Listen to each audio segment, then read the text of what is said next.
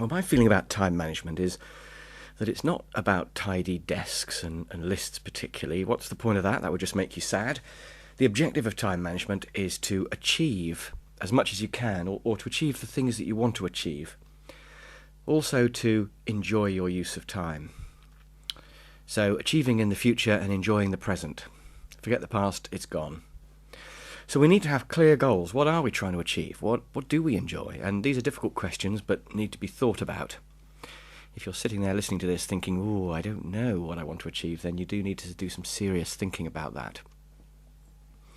Once you've got clear goals, that will help you to be more self-disciplined about how you use your time every day. And will also help you to be more assertive. It will help you to fight a bit for using your time on the things that you want to use it for. And so clear goals lead to self-discipline and assertiveness, and these are the underlying skills that you need to be able to manage your time and therefore your life. Because remember, your life is only time. Once you've got these two things, you can then do things like prioritizing, which is all to do with working out what's important and what isn't, but also fitting in the things that are urgent. So there are things that are urgent but not that important, so you need to just get them done in the minimum time, because not important means spend the minimum time on it. There are lots of unimportant things that you still have to do, but do them in the minimum time. And then allocating plenty of time to the really important things, and that may involve blocking a chunk of diary aside every day, perhaps half an hour of your time every day to work on things that you really want to do.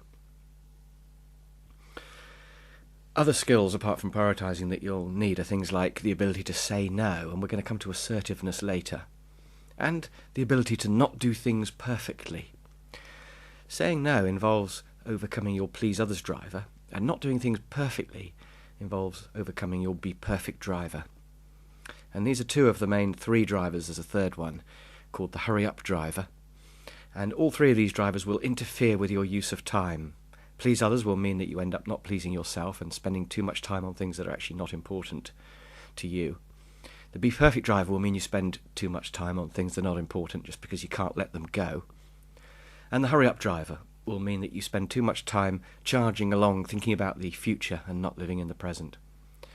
And these aspects of personality need to be worked on, and the only person who can work on them is you, of course. There's another skill that's important to time management, that's delegating, and we'll come back to that later when we look at management. But I strongly believe that if you look at managers, what sorts the good from the bad, one of the key things is their ability to delegate. Bad delegators are really annoying to work for and really annoying to work with, and they end up trying to do everything themselves. If you think about it, those drivers are going to interfere with delegation, aren't they? The be perfect driver will mean you can't let anything go, and the please others driver will mean you're too guilty about delegating. So delegation is very important to time management as well. So there's a whole area of skills like prioritising, saying no and delegating that need to be looked at. But the other part of time management is having some sort of personal organisational system.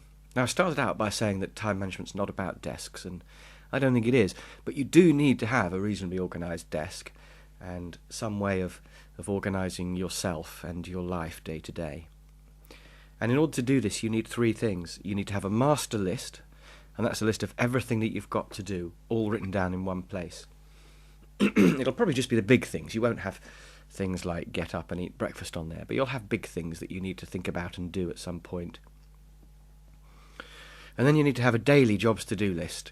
This is just a short list of maybe 5 things that you write every day, either first thing or perhaps preferably last thing. You write the list and then you go home safe in the knowledge that tomorrow is starting off under control, and you should have this jobs to do list every day.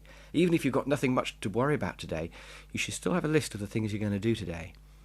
And on the list you could have some important getting ahead of the game type things on there, instead of just small hassly things like people to phone.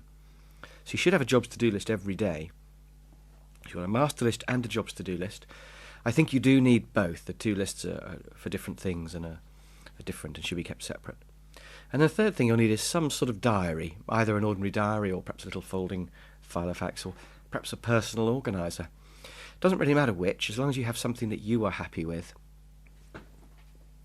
something that you've always got with you, and something which includes your home and work all in one, so that you've got everything where you need it. And the key thing is to write everything down.